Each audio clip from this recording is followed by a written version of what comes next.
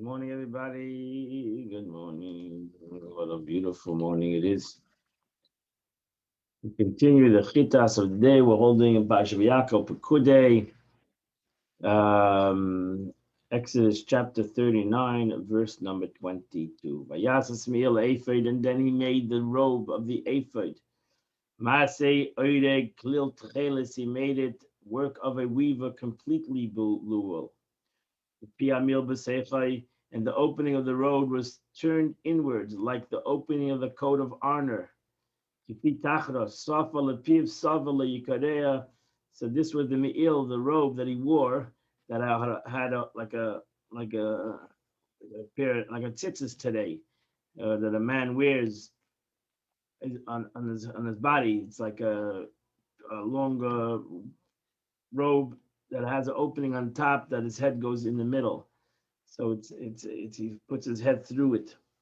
So this hole was weaved very strong that it should not tear. And then he made on the bottom of this robe, he made pomegranates of blue, purple, and crimson wool. With twisted. Verse 25. And then he made pure bells of gold. And he placed the bells in the midst of the pomegranates. Al Shula Amil, at the hem of the robe, in the midst of the remainder. So it was like a pomegranate and a bell, etc. Pamim vidimain, bell and a pomegranate, pamim vidimain, a bell and a pomegranate. Saviv, all around the bottom of the hem of the robe. The shodes, to serve the Lord, kashetziva Hashem Moshe, as God commanded to Moshe. Verse 27. And then he made linen tunics, sheish bagomim, work of weaver, for Aaron and his son. And then he made a cap, a hat of linen. And then he made and the glorious high hats of linen. Sheish and then he made linen pants. Sheish mazuzar, twisted of fine linen. Rashi says the glorious high hats, the glory of the high hats, meaning the glorious high hats that he wore on his head. Verse 29. As Avnate, and then he made a sash, which we call today a gaitel. Sheish mazuzar tcheles v'agomot lashoni, out of fine linen, blue and purple and crimson wool. Ma'aseh Reikam, it's embroidered work. Hashem Moshe, as God commanded to Moshe Rabbeinu. Verse number 30. And then he made a showplace, a tzitz on his head, on his forehead. Nezer kodesh, it was pure gold. Zov Tor. And it was inscribed on that plate, it was engraved the words, holy to God. Verse 31, and then he placed upon a cord of blue wool. Is to place it over the cap. Nimal, on top of it. Hashem as Moshe, as God commanded Moshe. So Rashi goes again to explain, to make sure that we don't make the mistake to think that the Nezer, this plate, was on the hat. It says Alamatef, it's on the hat, but it was not on his hat, it was on his forehead. It means on the hat through the strings. So since there were strings attached to it, there were strings attached to the side and there were strings attached to the middle, so the strings in the middle went over the hat. So that's the long Rashi, and by the means of the threads, he would place them over the cap, like a sort of a crown. So there were two strings right in the middle of the mitznefes, of the tzitz. So there were two strings in the middle and two strings at the end. So they went to the back of his head and they went on top of his head to the back of his head.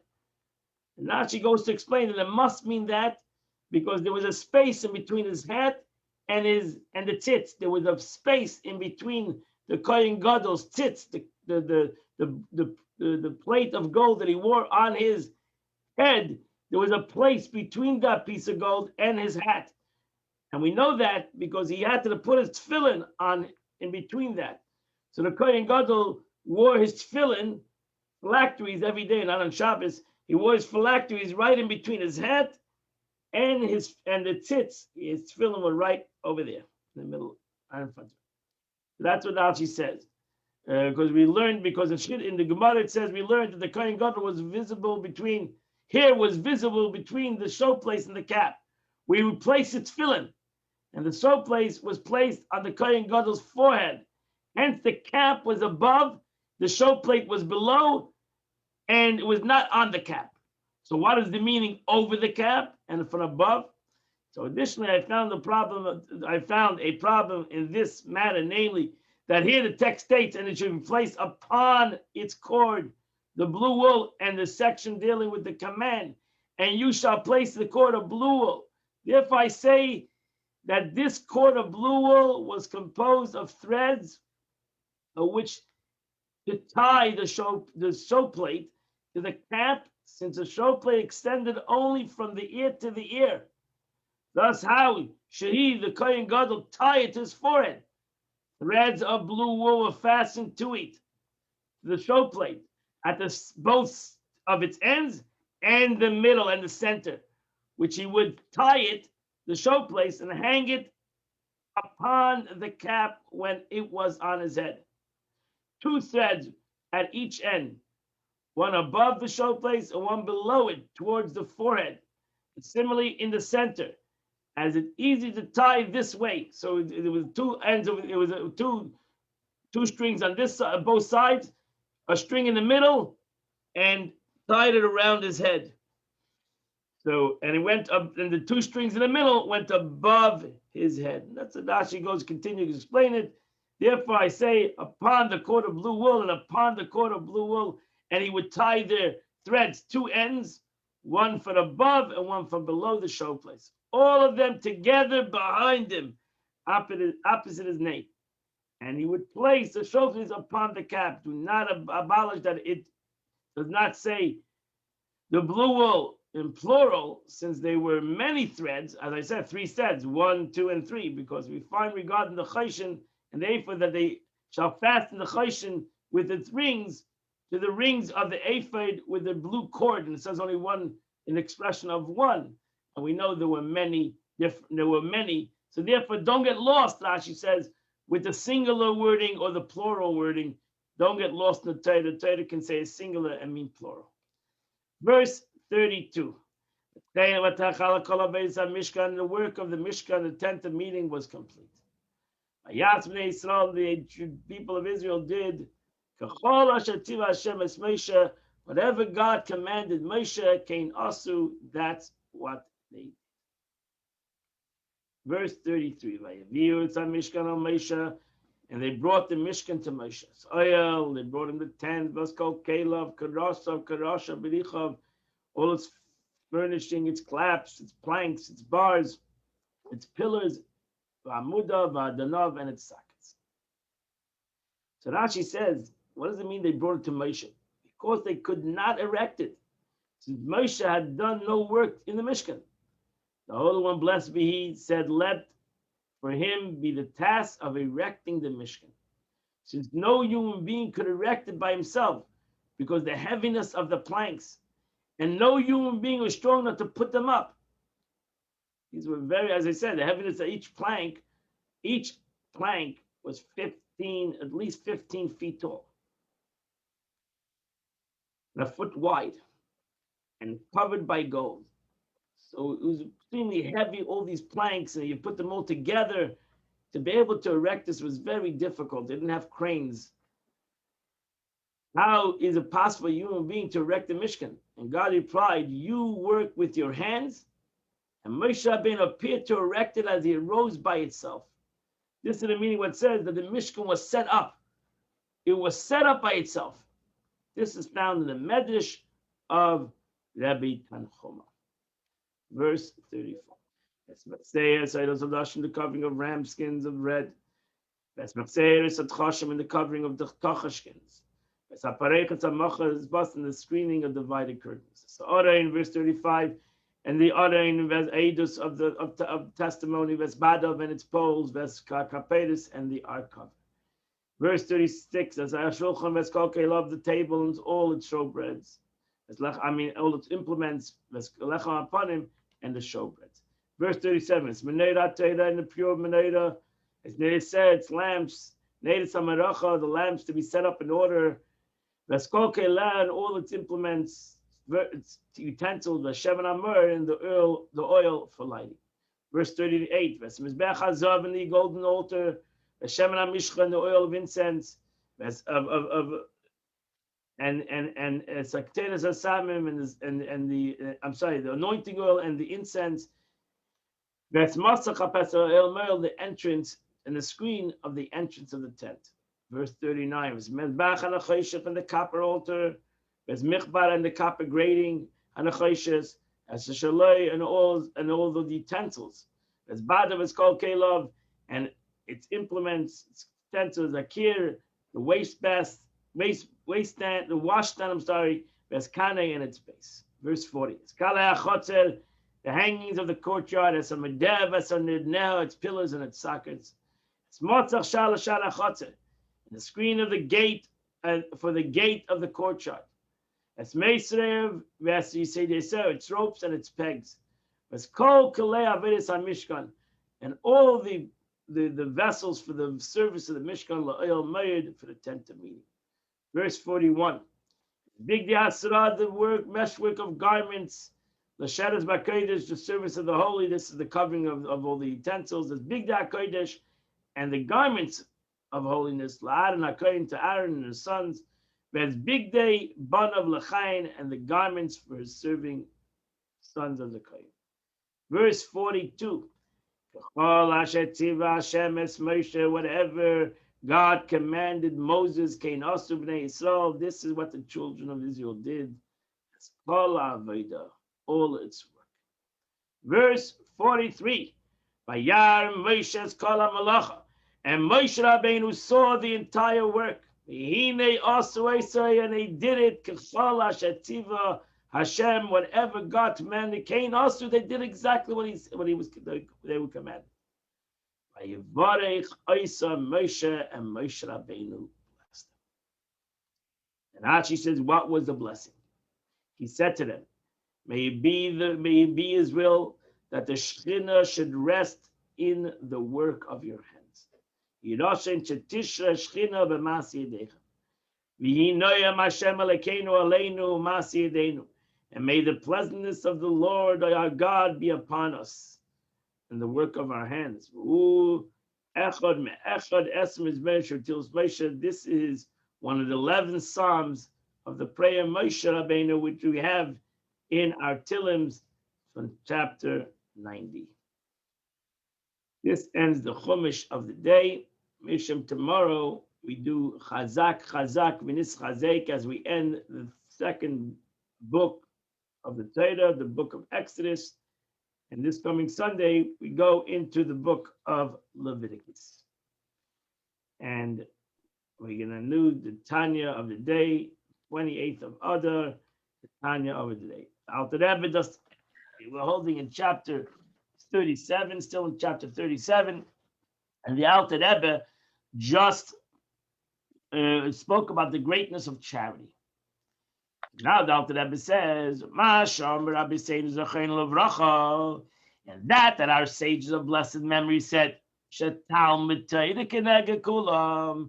the learning of Torah outweighs all mitzvahs. So how do you do with that? I just told you yesterday how great charity is, and we know that the rabbis say the learning of Torah is even greater than the giving of charity. Alter Rebbe says everything is greatness in its situation. I knew they should Talmud Torah, because the learning of Torah, the learning of Torah is not an aspect of action. Charity is an aspect of an action. So an action in the physical world, charity is the greatest. But when it comes to the aspect of one's own service, which is called pnimius, when it comes to one's own service in his personal elevation, of his personal life. Talmud Torah, the learning of Torah, is in dibur, is in speech and in thought. Shem levushim hapnimim shel nefesh achiyunis, which is the inner garments of your vital soul. So the tzedakah is the outer garments. The learning of Torah rectifies the inner garments of my soul.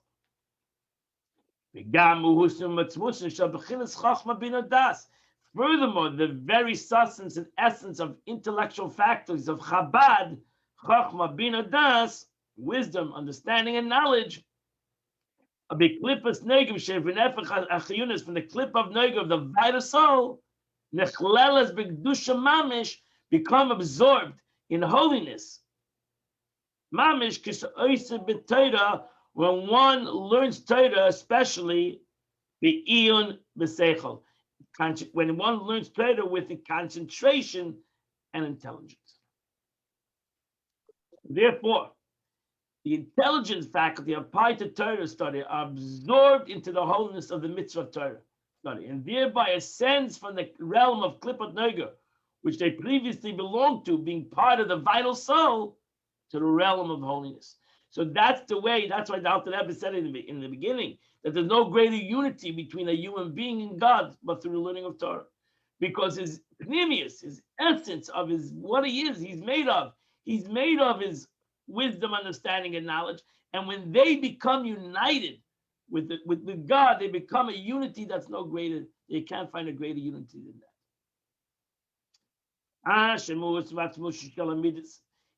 Though the Beinoni are capable of mastering the substance, are incapable, of mastering the substance of the essence of the midas of chesed, and gevura v'tiferes of the aspects of kindness and severity, his attributes, his character. It's impossible for a middleman to transform his character to holiness, because he'll always have a nefesh abamis. Because evil, Klippa, is stronger, much stronger in midas, in your character, than in your seichel. Because that's the mishkan, that's where your midas, that's where your animalistic soul is situated. We mentioned in the beginning of Tanya that your animalistic soul is in your heart, is in the blood of your heart, and your godly soul is in your mind. So where is the, so to say, the hub of my animalistic soul? Is in my heart. It's my character, my love, my fear, my attributes, and therefore to change over my heart totally to Dusha is something I may never be able to accomplish. I can subdue it. I can, put it to sleep. I can challenge it and change it into a whole different world. They,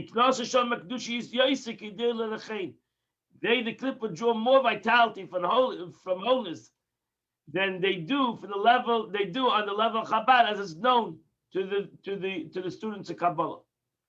So we'll look at them in the interpretation. The shattering of the vessels, which gave rise to existence of Klippa, occurred primarily in Midas, and it is therefore more difficult to elevate evil Midas. The evil of Chabad, however, can be transformed to good through intense study Torah. So that's the difference between learning of Torah and even the aspect of giving charity. Charity is emotional aspect of love, and therefore there's always strings attached. So that's why even though we do charity with our nefesh Bahamis, we do charity with our evil Kanesh. Midas is my emotions. So my character is Midas. Chesed, Gevura, that's Midaisai. So you have two capacities. You have intellectual, Chachma Bina Das, wisdom, understanding, and knowledge. That's the intellectual faculties. And then you have Midas, the emotional and the character faculties. So those are very difficult. Thus, we have two reasons for the superiority of mitzvah Torah study. A, it practices with the innermost garments, thought. Number two, it transforms the actual soul faculties of Chabad themselves into holiness. So that's what Alter Rebbe says learning of Torah is greater. Number one is because you're using out your pneumius of your euphoric action. It's your thought and your speech. Number two is it's easier and it's possible, that's the right word, to change over the clipper of your brain and the clipper of your heart. It's easier to transform the vital soul of your brain to holiness, Rabbeinu, than to transform the vital soul of his heart. That now his heart, his midos, become totally vessels of holiness. That's very difficult for a regular person to do, and he might not ever be able to do it. So therefore, he'll always have, as we learned about a Beinoni, he'll always have the capability of using out his midot, his character, and his emotions for the opposite of holiness. And therefore, it's a constant battle.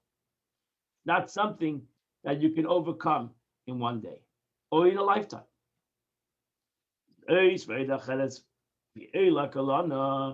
And aside from this, what I just said, and what's something that really is more important, the mindless Asik Ateda, in the superiority of the Torah study, of Kol mitzvahs, even greater than all the mitzvahs you can do, based on what's stated in chapter 23 in the name of the Zoya Tikunim, Tikkunim HaZoya, 248 positive commandments are the 248 limbs of the king, so to say. What is the meaning?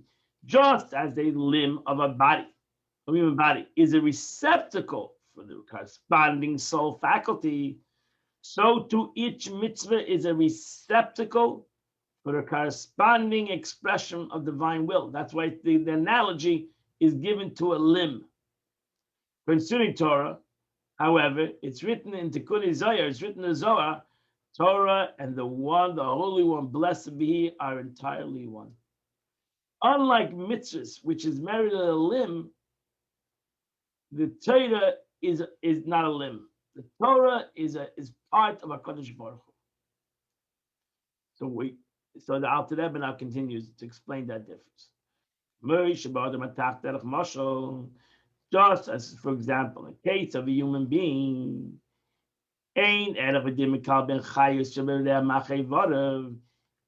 human being understands there's no comparison with the way your life energy goes into every one of your limb, like to the way it's in the brain. The way it's in the brain, it's a whole different level. Because the intellect is divided into the faculties of wisdom, understanding, and knowledge. What does that mean? Every limb of a body is, of course, bound to the soul, which provides it life. Yet there are two separate entities which have been joined together. It is otherwise, however, in the relationship between one's intellect and the soul. The intellect is an extension and a part of the soul itself. Thus, its unity with the soul is not two separate entities, which have been joined together to make a whole. Your intellect is who you are. Your emotions is what way you act. So that is not who you are. That's where you can act in one way and be somebody else. This difference between the limbs and the intellect illustrates the difference between other mitzvahs and the study of Torah. So too, in the case of human being, so too is a way of analogy. I'm not, the Alter Rebbe says, it's not a total great analogy, but it's an analogy. It's a big, vast gap between the analogy and the nimshal and the mashal, but it's still some kind of an analogy. With regard to the illumination of the Eid and Sefer, the infinite light, clothed in a mitzvah action, In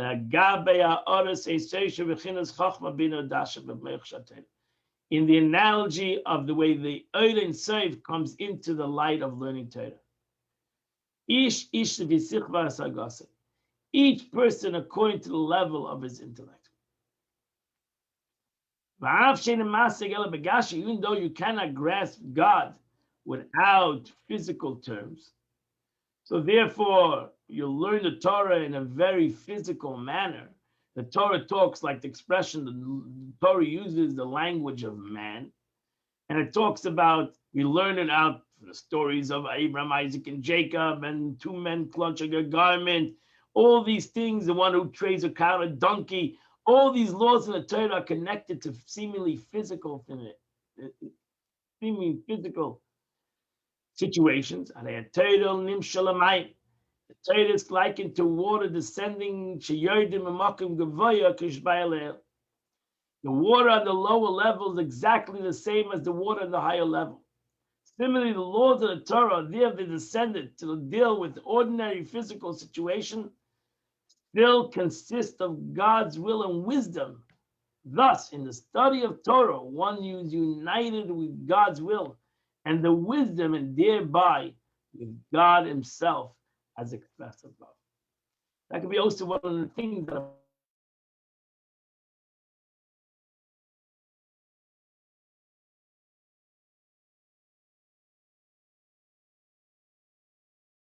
I think I froze for a second. That's why the Torah, the analogy is given also. The Torah is compared to water, and the famous story of the Rabbi Akiva, who said that just like fish cannot live without water, a Jew cannot live without Torah. It's not possible for a Jew to live without Torah, because the Torah is his life, and the Torah is part of him. Like a fish needs to live in the water. That's his life. Can't take it out of water. The second you take it out of water, it's going to die. So too, the Torah and the Jew is one with him. And that's why the Torah is also compared to water. So here the Alter Rebbe says a different reason, because the Torah comes from very high. So even the Torah that comes into a very low, comprehensible understanding, still that same Torah is the Torah that came from a very, very high place. So we have, even though we're learning Torah in a very simple way, the Pshat, the Emes, Drusay, the very simple comprehension, but you should realize that the Torah that you're learning comes from extremely, extremely high. That's why you can continue in the learning of Torah from level to level till the essence of the meanings of the Torah. That completes the Tanya of the day. Today is the 28th day of the month. Mitcham on Sunday is Rosh Chodesh, new month. Today is the 28th day. Tomorrow is going to be the 29th and the 30th day. So to do the Tillim today is chapter 135 of chapter 139. So that does a Tillim 135 to 139. Tomorrow you'll do from 140 till the end of the book. And you'll do your chitas of the day. And Mitcham, as I said, tomorrow is called Shabbos Chazak. We finished the book of Shemais, and you should finish it tomorrow also in your chitas. You should finish the portion till the end of the book of Shemais. And we say Chazak, Chazak in the shul. Tomorrow is a very special Shabbos HaChodesh, the Shabbos that we read the portion of HaChodesh, Hazel Lachem Reish Chodashim, the importance of the month of Nisan to the Jewish nation. And Sunday, we start the book of Vayikra. Chita starts in the book of Leviticus. And it's also Rosh Chodesh, the new month, the month of Nisan.